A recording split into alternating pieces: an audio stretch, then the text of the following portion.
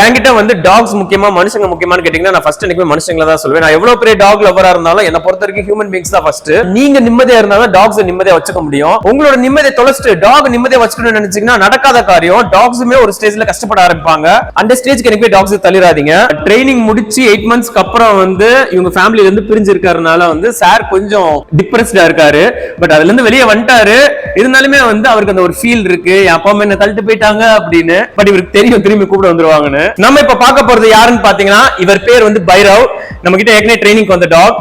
இங்க வாங்க come. So இவரோட ஏஜ் வந்து 11 months. கொஞ்சம் ரிசர்வ்டா ஃபீல் பண்ணுவாரு. எல்லா டாக் கூடயும் பழக மாட்டாரு. ட்ரைனிங் முடிச்சு 8 மந்த்ஸ்க்கு அப்புறம் தான் நம்ம கிட்ட இப்ப போர்டிங்க்கு வந்திருக்காரு. ட்ரைனிங் வந்த புதுசுல ரொம்ப ஹைப்பர் ஆக்டிவா இருந்தாரு. பட் இப்போ வந்து நல்ல பேஷன்ஸ் வந்துருச்சு. ஒரு ட்ரைனிங் சென்டர்ல வந்து பேச்ச கேக்குற டாக் வீட்லயும் பேச்ச கேட்க தெரியும். நீங்க கண்டினியூ பண்ணாம விட்டீங்கன்னா டாக்ஸ் பழைய ஹாபிட் போதான் ட்ரை பண்ணுவாங்க.